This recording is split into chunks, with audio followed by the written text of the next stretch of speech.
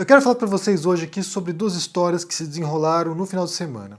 A primeira delas foi um vídeo que o Olavo de Carvalho publicou à noite, no qual ele me insultou e me atacou mais uma vez. A gente vai começar com isso aqui e depois falar sobre o Sleeping Giants Brasil, porque agora foram reveladas as identidades dos dois integrantes desse movimento no Brasil e eles deram uma entrevista para a Folha de São Paulo, então a gente vai juntar essas duas histórias porque elas estão relacionadas. Então, para começar, o vídeo do Olavo de Carvalho de ontem, no qual ele me insulta, põe mais uma vez apelidos.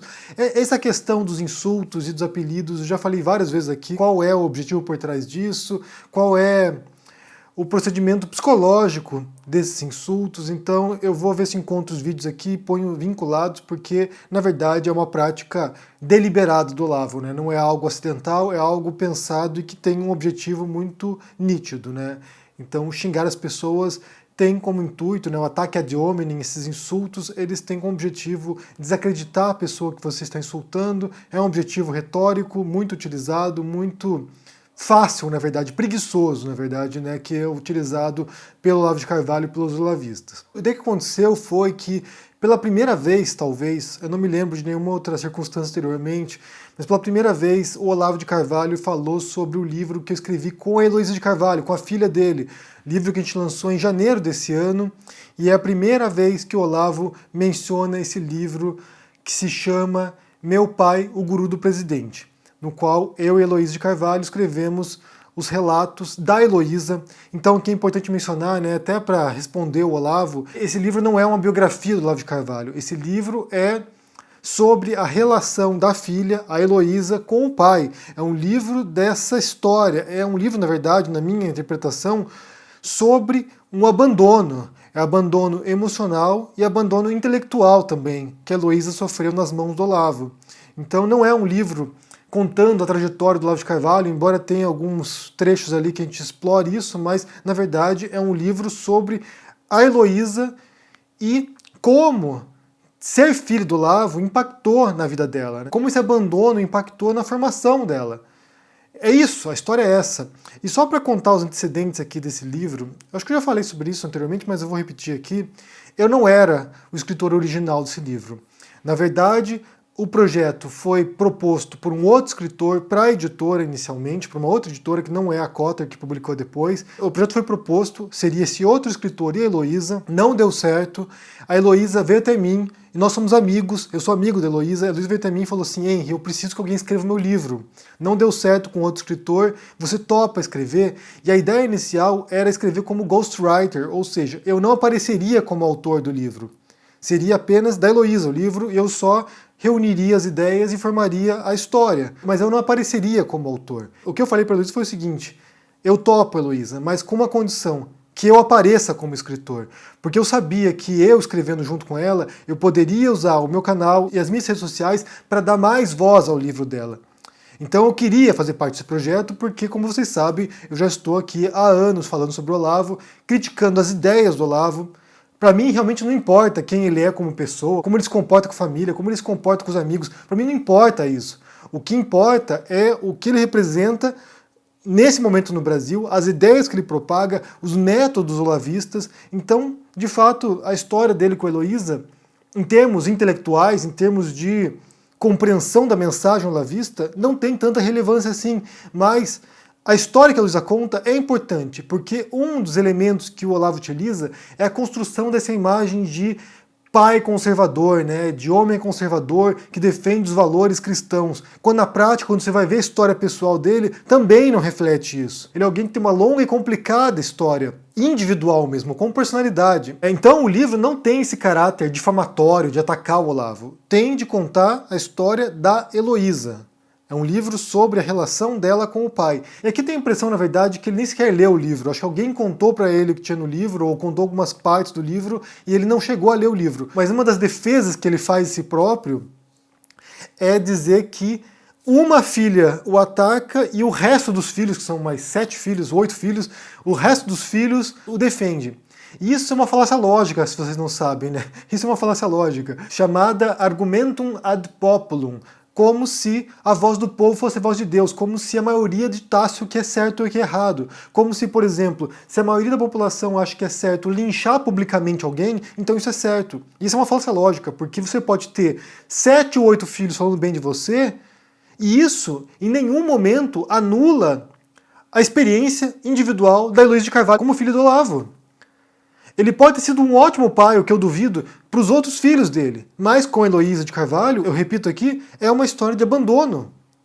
Então uma coisa não anula a outra. E aqui é outro elemento que eu acho triste, na verdade. Eu acho triste também revela a personalidade do Olavo. Porque, vamos supor que meu filho, no futuro aqui, daqui, sei lá, 15, 20 anos, resolva escrever um livro sobre mim. Ou da relação dele comigo, né? Um livro sobre a relação dele comigo e contando como eu fui um pai ausente, ou um pai que negligenciou certas necessidades dele, emocionais, sei lá. Ele vai escrever um livro sobre mim. Eu, como pai, esse é um caráter empático, né? É um caráter humano. Eu, como pai, eu certamente gostaria de saber o que eu fiz de errado com meu filho. Eu certamente gostaria de compreender o que aconteceu. Onde foi que eu errei. E isso parece que é um esforço que está além do Olavo de Carvalho. Parece que essa empatia básica do ser humano é ausente nele, porque nem sequer compreendeu o que se passa com a filha dele, ele faz esse esforço. Ele não empreende esse esforço, ele não quer saber onde foi que ele errou com a Heloísa. E isso é muito triste, isso para mim é mais uma demonstração desse abandono emocional e abandono intelectual, como a gente vê ao longo do livro. Só que na verdade esse vídeo do Olavo não é sobre mim, não é sobre a Heloísa, não é sobre o livro que eu escrevi com ela. É um vídeo longo, tem 50 minutos quase o vídeo, no qual ele ataca a jornalista Letícia Duarte. A Letícia foi uma jornalista que entrevistou o Olavo em algumas circunstâncias e foi expulsa da casa do Olavo sob insultos, né, debaixo de insultos, e ela fez uma entrevista para o El País com o autor Benjamin Teitelbaum, que escreveu um livro sobre os ideólogos da extrema-direita no mundo, né? Então ele fala sobre o Olavo de Carvalho e fala sobre Steve Bannon e ele tenta retraçar a gênese do pensamento deles, né, o pensamento tradicionalista e como eles têm impactado na política global. Daí o Olavo parte para uma série de ataques contra a Letícia e contra o Benjamin também. Daí no momento ele fala assim, a Letícia veio me entrevistar aqui e saiu correndo depois para contar para mim, pro Henry, né? E na verdade a história é um pouco diferente. Eu vou aqui resumir um pouco a história com a Letícia. A Letícia me escreveu, a gente conversou isso no finalzinho de 2018, que ela queria fazer uma pesquisa sobre a extrema-direita brasileira. E eu falei para ela, Letícia, se você quer entender o bolsonarismo, se você quer entender a extrema-direita brasileira, você tem que começar, inevitavelmente, pelo Olavo de Carvalho. E ela falou assim, olha, eu estou aqui em Nova York, eu vou pegar um trem e vou lá na Virgínia falar com o Olavo. Eu falei assim, olha, quando você falar com ele, me conte o que aconteceu, me conte depois o que se passou. Ela foi, entrevistou o Olavo, foi tudo bem na primeira entrevista, e depois ela me contou o que tinha acontecido, mas não tinha nada muito assustador. Tudo bem. E ela continuou a investigação dela. E eu perdi contato com ela, a gente não falou mais sobre isso. E ela foi entrevistar o Olavo mais uma vez. Quando ela foi a segunda vez, ela escreveu um artigo, participou de um podcast contando, e gravou, na verdade, o Olavo insultante, chamando de vagabunda, vai embora da minha casa, vagabunda, uma coisa assim. E daí, quando aconteceu isso, eu mandei uma mensagem pra ela. O que aconteceu lá? Eu vi a história e ela me contou também o que tinha acontecido. Então, assim, ela não veio correndo me contar. A gente conversou inicialmente, eu expliquei a história para ela, expliquei quem era o Olavo, ela foi entrevistar o Olavo e partiu para a pesquisa dela. Então não tem nada a ver com aquilo que o Olavo imaginou que fosse. E o segundo ponto foi quando ele ataca o Benjamin pela escrita do livro dele, né? Porque ele diz ali que o Benjamin escreveu um livro sobre ele, sobre o Dugin e sobre o Steve Bannon com uma pesquisa de apenas 15 meses. E que isso é impossível, porque para você escrever sobre alguma coisa, você tem que dominar completamente o assunto. Então teria que ler todos os livros do Olavo, teria que assistir todas as aulas do Olavo e todas as milhares de páginas de transcrições das aulas anteriores dele. E aqui, mais uma vez, a gente entra outra falácia lógica que se chama movendo o gol, como a gente já falou em outras circunstâncias, que é quando você vai criando metas impossíveis. Você estabelece uma meta, quando a pessoa atinge a meta, você muda a meta. Então a pessoa nunca cumpre essa meta. Então aqui, primeiro, demonstra como o Olavo não tem a menor compreensão de como funciona uma pesquisa para escrever um livro, para escrever alguma coisa, uma pesquisa acadêmica, por exemplo, como ele não compreende um método de investigação, porque o que ele estipula aqui como meta de pesquisa é simplesmente ridículo. Ninguém faz isso. Ninguém cumpre essa meta que o Olavo propõe. Quando você vai investigar, por exemplo, um conceito, sei lá, algum tipo de debate proposto pelo filósofo Martin Heidegger, por exemplo, você não é obrigado, ou você não vai ler os 102 volumes da Gesamtausgabe do Heidegger, da obra completa do Heidegger. Você não vai fazer isso. Você vai ler um livro em particular, ou alguns textos em particular, no qual o Heidegger trabalha com esses conceitos. Você vai trabalhar sobre a ética aristotélica, por exemplo, você não vai ler a obra completa do Aristóteles, todos os textos dele que sobreviveram, obviamente, todos os textos dele, incluindo de lógica, incluindo de física, incluindo de meteorologia. Você vai ler os textos de ética do Aristóteles. É assim que se faz uma pesquisa acadêmica e uma pesquisa para escrever alguma coisa. Ninguém é obrigado a ler todos os livros do Olavo e assistir todas as aulas do Olavo para compreender as besteiras, as asneiras que ele fala. Principalmente porque é inviável, é um suplício, é uma tortura. Eu prefiro estar numa masmorra, acorrentado, sendo açoitado, do que ler toda a obra completa do Olavo de Carvalho. Mas isso é ridículo. Isso demonstra, como eu disse, a falta de método do Olavo. Como ele não sabe como fazer um trabalho acadêmico, por exemplo. Seria alguém que, se fosse para a universidade, jamais seria aprovado porque ele não sabe como fazer uma pesquisa. E ele estabelece aqui um outro critério que vai contra ele próprio, né? Porque ele diz aqui que esse Benjamin, se ele quiser escrever sobre Dugin, ele tem que ter acesso às fontes primárias, ele tem que ler russo. E daí você tem o Olavo de Carvalho, alguém que escreve sobre Aristóteles e que não lê grego. Então, assim, se o Benjamin precisa saber russo ou português para falar sobre o Dugin ou sobre o Olavo não pode escrever sobre Aristóteles porque ele não fala grego. É aquilo ali, 2 pesos, 2 medidas. Só vale para o outro, para ele próprio não vale. Então esses são os pontos que eu queria mencionar sobre esse vídeo de ontem do Olavo, né? Como eu disse, é a primeira vez que eu ouço ele falando sobre o meu livro com a Heloísa, sobre a relação dele com a filha.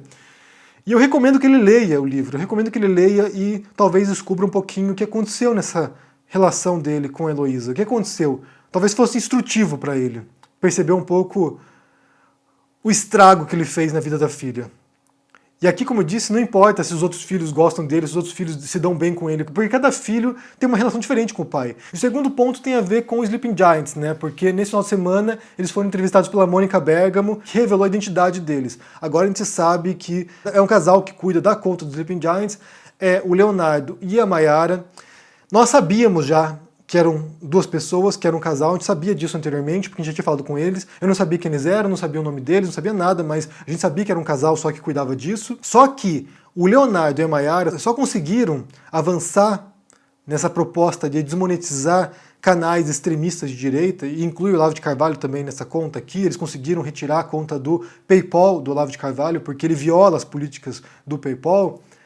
E a gente está tentando que desmonetizem também o PagSeguro dele, porque ele também viola as políticas do PagSeguro. Então a Maiara e o Leonardo só conseguiram avançar nisso porque outras pessoas ajudaram. Eu, por exemplo, ajudei várias vezes subindo hashtag no Twitter, fazendo vídeo sobre o assunto. Então, assim, tem muita gente que comprou a ideia do Sleeping Giants Brasil e ajuda de um modo informal, obviamente. Não é uma equipe, não é, sabe, não tem financiamento. E a extrema-direita ficou surpresa quando descobriu isso, né? Eu vou ler para vocês aqui algumas postagens da extrema-direita brasileira sobre os Sleeping Giants. Você tem, por exemplo, aqui Rodrigo Constantino. Arrumar os bodes expiatórios da série Greta Thunberg não tem nenhuma agenda por trás. Que piada, foi-se. Daí ele está citando aqui reportagem da Mônica Bergamo, né? Felipe G. Martins, assessor da presidência, e o olavista, discípulo do Olavo de Carvalho. O Sleeping Giant chegou perto de conseguir ocultar o esquema que o sustenta atrás de um casal selecionado pelo casting de nossas.org e fabricado com base em técnicas meia-boca de storytelling, mas foram traídos em um ponto importante. Nenhum motorista de Uber é de esquerda. Cara, olha a lógica das pessoas, né? Olha como funciona o raciocínio de um olavista, né? Quer dizer que nenhum motorista de Uber é de esquerda. Porque o Leonardo, ele era motorista de Uber, agora eles vivem do auxílio emergencial. Inclusive a gente propôs para eles ontem, para a Maiara e para o Leonardo, que eles abrissem um Apoia-se. E assim eu posso vir aqui divulgar e a gente dar uma força para eles, porque eles também estão passando apuros, principalmente porque agora estão sendo expostos, né? Expuseram a casa deles em Ponta Grossa, expuseram a família deles, expuseram um monte de dados pessoais deles na internet, ou seja, eles estavam anonimamente porque eles sabiam que se fossem descobertos que haveria esse tipo de exposição e perseguição pública, que é como a extrema-direita atua, incluindo os olavistas. Henrique, não sei quem é esse Henrique aqui, Henrique Oliveira. Acham mesmo que vamos cair nessa Folha, a Folha de São Paulo que publicou a reportagem, né? Estão usando laranjas para desviar o foco e ocultar os verdadeiros responsáveis pelos Sleeping Giants. Aqui não tem otário não. Sei mesmo. E a Te Atualizei, a Bárbara do Te Atualizei. Ah, tá. Com certeza esse casal aí, os donos dos Sleeping Giants. Tá todo mundo acreditando sim. Para você ver como eles operam também, né, a cabeça deles, porque eles sempre estão operando com base em teorias conspiratórias. Sempre tem forças ocultas, sempre tem mecanismos ocultos. Para mim, isso aqui, na verdade, essa reação deles, diz mais sobre eles, de fato, sobre como eles operam. Eles estão aqui falando basicamente como eles operam, porque o Sleeping Giants sabia que era um casal, sabia que eles precisavam de auxílio. Inicialmente, pelo menos, tinham muita dificuldade para poder se articular. Só para concluir esse vídeo aqui, já que a gente falou de Olavo de Carvalho, eu quero ler uma frase do Olavo aqui, que ele publicou dias atrás. Nos anos 80, criei um plano maligno e mudei praticamente sozinho o curso da vida de um país.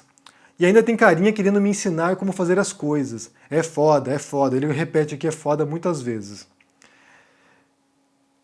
Quer dizer, o Olavo de Carvalho, praticamente sozinho, pode mudar o curso do país. O Sleeping Giants Brasil não pode fazer isso. Um casal não pode fazer isso. Um casal de 22 anos. O Olavo pode. O Sleeping Giants não pode. Aqui, mais uma vez, como são dois pesos, duas medidas. E aqui tem mais uma questão, né? Eu falei para vocês esses dias atrás sobre o princípio da caridade no debate, né? Como você tem que olhar o argumento da pessoa e tentar confrontar o melhor argumento possível dessa pessoa. E aqui você tem o Olavo dizendo, nos anos 80, criei um plano maligno. E aqui é difícil, gente, seriamente é difícil você aplicar esse princípio da caridade quando a própria pessoa, né, o próprio Olavo de Carvalho vem aqui e diz que é maligno o plano dele. Ele não diz que é um plano mirabolante, ele não diz que é um plano, sei lá, algum plano de mudança positiva para o país. Ele diz que é um plano maligno. E maligno vem de mal, vem de maldade. O próprio Olavo revela aqui que ele tem um plano maligno. Não sou eu dizendo isso, não é alguém que está denunciando o Olavo, é o próprio Olavo. E aqui a gente retorna ao livro que escrevi com a Heloísa. Porque eu só topei escrever o livro com a Heloísa porque eu sabia que a Heloísa tinha prova de tudo aquilo que ela dizia no livro. Ela tem inúmeros prints, ela tem páginas e mais páginas de prints do próprio Olavo dizendo o que ele queria, do próprio Olavo contando a história dele do passado, do próprio Olavo revelando as intenções dele. Então assim, a gente não precisa interpretar o que o Olavo diz, ele revela. Ele diz aqui, olha, criei um plano maligno e mudei o curso da vida de um país. Ele revela que o plano dele é maldoso. Não sou eu dizendo isso. Então quando você vê esses olavistas, o modo como eles operam, os insultos, os ataques, a destruição de reputações, isso faz parte de algo arquitetado, não é algo espontâneo, eles sabem o que estão fazendo. E o ataque deles contra o Sleeping Giants, agora contra o Leonardo e contra a Mayara, também é planejado, também é pensado, não sai do nada isso. São pessoas que têm um plano maligno, e aqui é o próprio Olavo dizendo isso, não sou eu que estou inventando, o próprio Olavo dizendo, é um plano maligno. E eles estão aplicando esse plano e chegaram ao poder com base nesse plano. Bem, eu quero saber o que vocês pensam sobre esse assunto aqui. Primeiro sobre os ataques, mais uma vez, do Olavo contra mim, nesse caso contra o livro meu com a Heloísa de Carvalho. Se vocês não conhecem o livro, confiram. Meu Pai, o Guru do Presidente, que conta a relação da Heloísa com o pai. Confira meu livro também sobre o Bolsonaro, que conta esse plano maligno chegando no poder. É isso. Também fala um pouco sobre o Olavo no meu livro sobre o Bolsonaro. Se torne um aluno do Instituto Conhecimento Liberta, no qual você pode fazer vários cursos diferentes, você paga um preço módico, você pode ter acesso aos mais diversos cursos de Sociologia com Gessé Souza, de Educação Financeira com Eduardo Moreira. Ano que vem, comecinho do ano que vem, vai ter um curso meu sobre escrita e narrativas. Então, façam parte disso, porque só o conhecimento liberta mesmo, gente. É assim, é aprender, é estudar, é pesquisar, e assim você compreende as engrenagens por trás desse procedimento todo aqui. Deixe o joinha, se inscreva no canal aqui, deixe o comentário e a gente se vê por aí. Abraço e até mais. Tchau!